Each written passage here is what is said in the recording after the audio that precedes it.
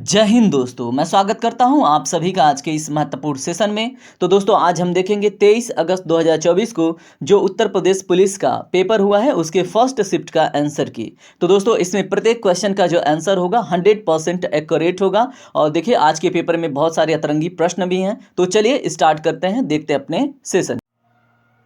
चलिए दोस्तों अब हम देखेंगे अपने सभी प्रश्नों को। सबसे पहले हम जीएस के प्रश्नों को देखेंगे, उसके बाद हिंदी देखेंगे। तो चलिए स्टार्ट करते हैं। देखिए जैसे मैंने बताया ये अन्य चैनल की तरह है, जैसे अन्य यूट्यूब अकाउंट पे आप देखेंगे गलत सलत कुछ भी आंसर बता रहे हैं, वैसा नहीं, बिल्कुल 100% एक्यूरेट आंसर आपको मिलने वाला है। तो सेशन के लास्ट तक आप बने रहेंगे और देखते रहेंगे कैसे प्रश्न बने हुए हैं और कैसे प्रश्न पूछे गए हैं।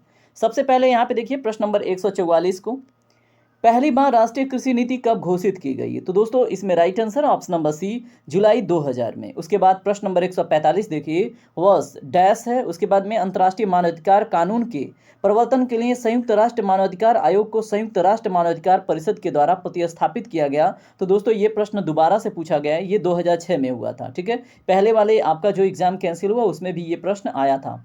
उसके बाद देखिए अफ्रीका के आर पार दौड़ लगाने वाले पहले व्यक्ति कौन बने हैं? तो दोस्तों करंट अफेयर का है, इसमें रस कुक इसमें राइट आंसर होगा, ऑप्शन नंबर डी। आइए अगला प्रश्न देखिए, प्रश्न नंबर 147, भारतीय कृषि अनुसंधान संस्थान ने भारत में संरक्षित बासमती किस्मों की खेती के लिए किस देश के खिलाफ कानूनी कार्रवाई की मांग की है? तो दोस्तों इसमें ऑप्शन नंबर डी करेक्ट है, पाकिस्तान की। ठीक है, उसके बाद कौन सा भारतीय राज्य अपनी अनूठी वारली चित्रकला के लिए जाना जाता है? तो दोस्तों इसमें right answer option number A, Maharashtra. ठीक है, चलिए बात करते हैं अपने अन्य प्रश्नों पे।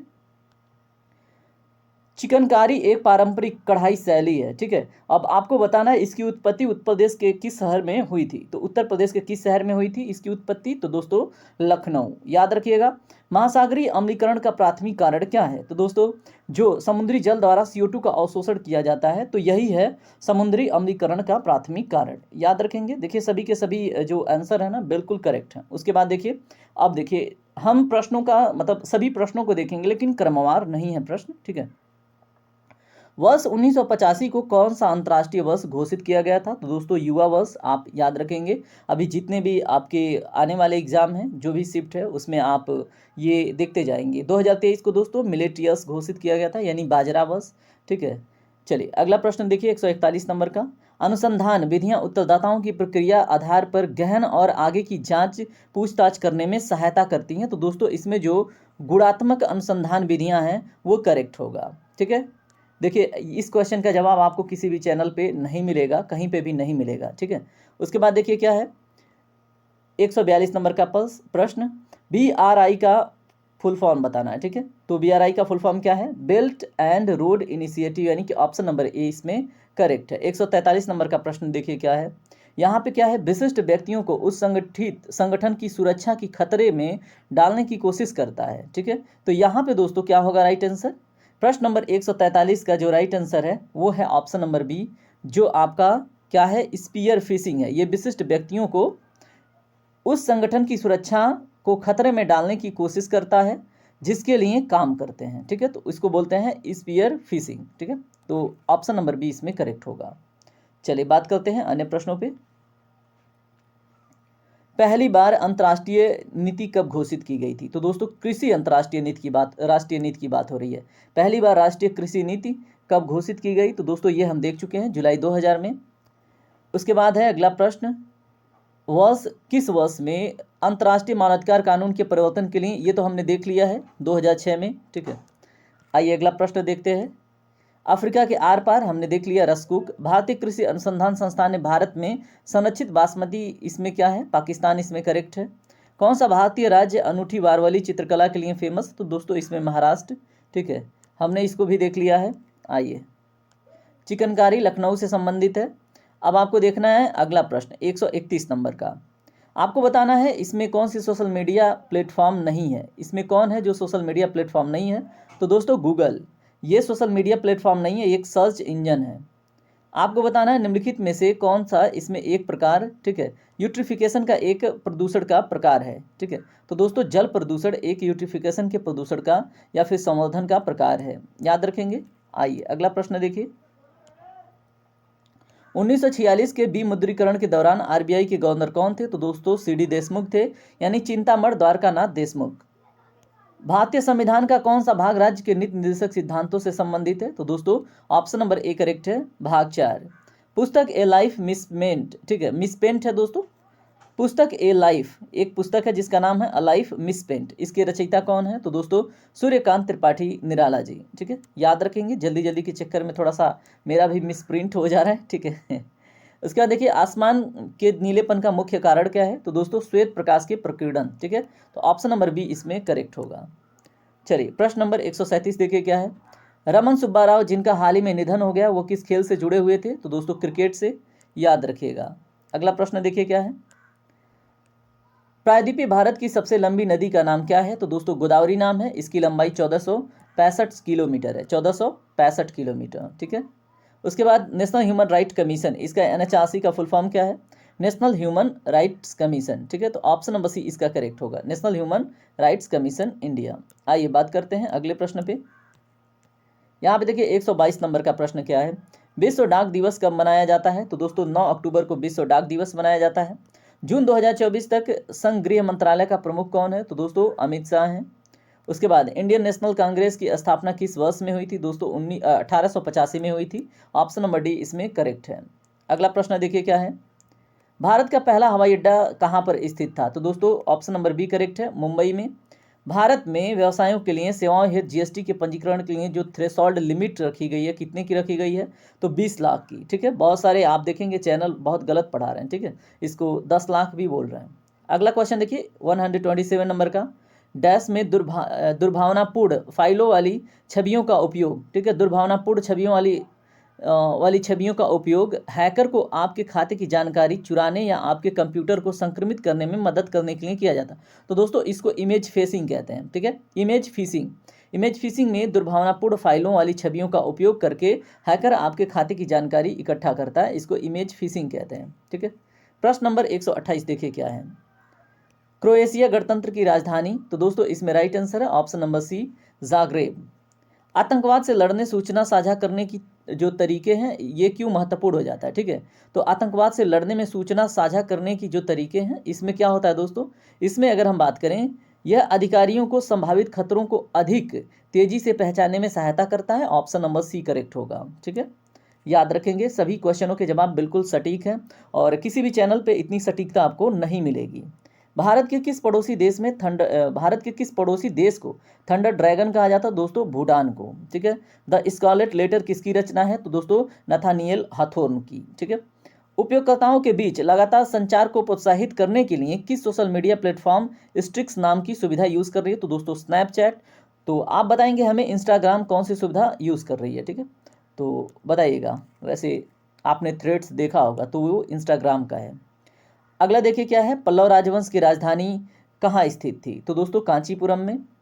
वित्तीय स्थिरता बोर्ड का मतलब काम क्या है? FSB का काम क्या है? तो दोस्तों ये क्या करता है, यह वित्तीय स्थिरता सुनिश्चित करता है, ठीक है।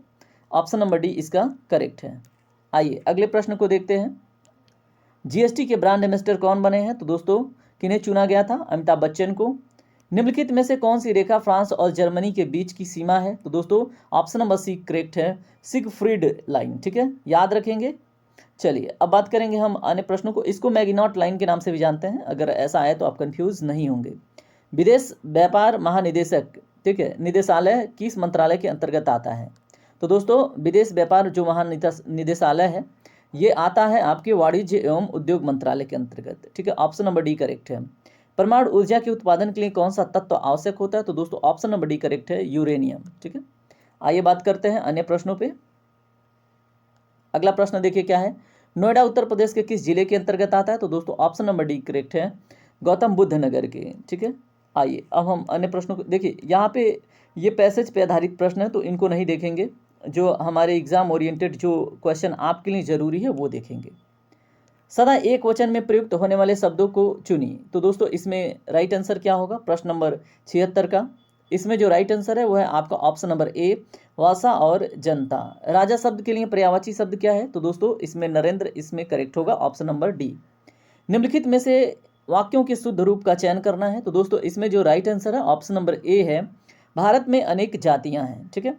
अब आपको यहाँ पे चिन्हों को देखना है, तो ध्यान से देखिए, इसमें विस्मय बोधक चिन्ह, ऑप्शन नंबर बी करेक्ट है। इस प्रकार के चिन्ह को विस्मय बोधक कहते हैं। इसको क्या बोलते हैं? अल्प विराम कहते हैं। अब इसका और इसका ये देखिए, ये संयोजक है, ठीक है। अब इसका नाम हमें बताइएगा, ठीक है, क्या पता अगले एग्जाम में पूछा जाए। किस वाक्य में आपको अच्छा शब्द का मतलब अच्छा शब्द एज ए विशेषण के रूप में प्रयोग किया गया है? तो दोस्तों दिए गए यहाँ पे जितने वाक्य हैं, ठीक है, इसमें अगर बात करें, यह स्थान बहुत अच्छा है, तो यहाँ पे अच्छा जो है ये विशेषण के रूप में प्रयोग किया गया। ऑप्शन नंबर डी करेक्ट है, ठीक है। प्रेम सागर के रचनाकार कौन है? लल्लू लाल हैं, इनका नाम याद रखेंगे। अगला प्रश्न देखिए, यहाँ पे क्या है? अनावत शब्द का समभिन्नात्मक अर्थ क्या है? तो दोस्तों जो न दोहराया हुआ हो, ठीक है। अनावत शब्द का जो समभिन्नार्थक है वो क्या है? जो न दोहराया हो। निम्नलिखित में से कौन सा शब्द पुल्लिंग है? तो दोस्तों इसमें जो क्षेत्र है ये पुल्लिंग है। वह आई हो तो मेरी चिट्ठी उसे दे देना, इस वाक्य में कौन सा काल है? तो दोस्तों इसमें अगर हम बात करें तो right answer option number B D यानी संभाव्य वर्तमान, ठीक है, याद रखिएगा। अगला प्रश्न देखिए, असोच असौच शब्द युग में सही विकल्प का आपको चयन करना है। तो दोस्तों ऑप्शन नंबर इसमें सी करेक्ट है। बिना सोच के और अशुद्धि। आग लगने पर कुआं खोदने, इस लोकोक्ति का क्या अर्थ है? तो दोस्तों संकट के समय बचाव के लिए सोचना। चलिए बात करते हैं अगले प्रश्नों पे। जिसे सरलता से पढ़ा जा सके उसके लिए मतलब एक शब्द क्या होता है? सुपाठ्य। निम्नलिखित में से कौन से शब्द जिसमें उपसर्ग नहीं है? तो दोस्तों इसमें देखिए, ओढ़ना में उपसर्ग नहीं है, इसमें प्रत्यय है ना, ठीक है, अना है। और यहाँ पे यहाँ पे अप, यहाँ पे परा, ठीक है, ये सब क्या है? ये उपसर्ग है, लेकिन ओढ़ना में प्रत्यय लगा हुआ है। समास का शाब्दिक अर्थ क्या होता है? दोस्तों इसका अर्थ होता है विस्तृत, ठीक है। ऑप्शन नंबर डी इसका करेक्ट है। आइए अन्य प्रश्नों को देखते हैं। एक और अजगरही लाखी, एक और मृगराय, बिकट बटोही बीच ही परियो मूर्छा खाए। तो दोस्तों इसमें भयानक रस है, इसमें रस पूछा जा रहा है आपसे, तो आपको पता होना चाहिए भयानक रस है। निम्नलिखित में से कौन सा शब्दालंकार नहीं है? तो दोस्तों रूपक जो है अर्थालंकार है, बाकी श्लेष, अनुप्रास, यमक ये क्या है? शब्दालंकार है, याद रखेंगे आप। चलिए यहाँ पे अन्य प्रश्नों को देखिए क्या है। जब दो व्यंजन एक साथ मिलते हैं तो उन्हें क्या कहते हैं? तो दोस्तों संयुक्त व्यंजन। जैसे छतरी वाला छ है ना, तो क और आधा छतरी वाला पेटखरू वाला स मिल के बनता है, और इं और ज मिल के ग्यों बनते हैं, वो संयुक्त व्यंजन है, ठीक है। यहाँ पे देखिए अगम और आगम, इसका मतलब सही अर्थ क्या है? तो दोस्तों ऑप्शन नंबर सी करेक्ट है, दुर्लभ और उत्पत्ति। निम्नलिखित में से मुख का अनेकार्थक शब्द कौन सा नहीं है? तो दोस्तों इसमें अगर बात करें तो विवश जो है वो नहीं है, बाकी शांत, गुंगा और चुप ये क्या है? मुख के अनेकार्थक शब्द हैं, ठीक है। निजता वाचक सर्वनाम का प्रयोग किस वाक्य में हुआ है? तो दोस्तों ऑप्शन नंबर बी करेक्ट है, आप भला तो जग भला। जहाँ पे आप, अपने, स्वयं ये शब्द प्रयोग होते हैं तो वहाँ पे निजवाचक सर्वनाम होता है, ठीक है, निजवाचक सर्वनाम। अगला देखिए क्या है, क्या भूलूं क्या याद करूं, हरिवंश राय बच्चन की आत्मकथा श्रृंखला का कौन सा भाग है? तो दोस्तों पहला भाग है। हिंदी भाषा के लिए साहित्य अकादमी पुरस्कार के प्रथम विजेता कौन थे? तो दोस्तों Makhanlal Chaturvedi, option number A correct है। निम्नलिखित में से व्योवृद्ध शब्द जो शब्द है इसका सही संधि विच्छेद क्या है? तो दोस्तों इसका सही संधि विच्छेद बताइए, प्रश्न नंबर 66 का, व्यय और वृद्ध, ठीक है, याद रखेंगे। चलिए अब अन्य प्रश्नों को देखिए क्या है, जल्दी जल्दी से आप लगाइए अन्य प्रश्नों को भी, ठीक है। और इस तरह से हमने बहुत सारे प्रश्न देख लिए हैं। यहाँ पे देखिए प्रश्न नंबर 66 में थोड़ा सा मिस्टेक है, इसको देखिएगा, ये ऑप्शन नंबर ए करेक्ट है, व्यय और वृद्ध। वैसे यहाँ पे मैंने ध्यान नहीं पड़ा, छोटा सा है, ठीक है, तो व्यय और वृद्ध इसका करेक्ट होगा।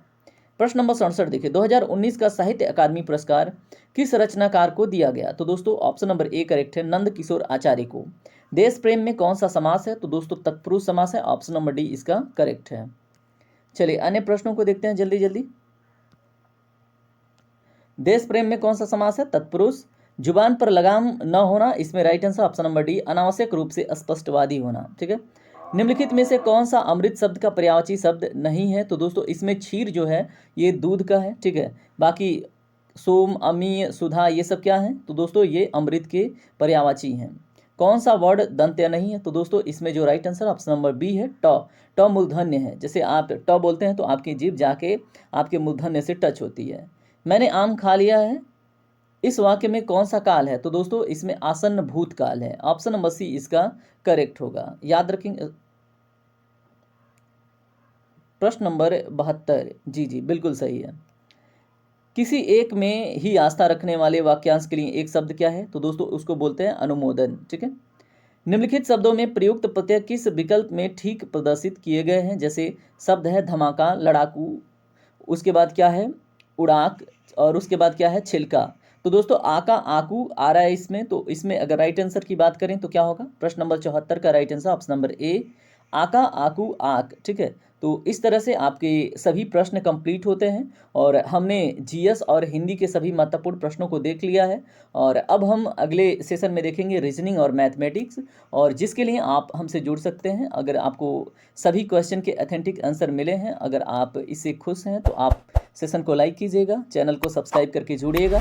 आपके एग्जाम की तैयारी से रिलेटेड बहुत सारे इंपॉर्टेंट क्वेश्चन, टॉपिक, उसके बाद सेशंस इस पे करवाए जाते हैं। चलिए मिलते हैं अगले सेशन में। धन्यवाद।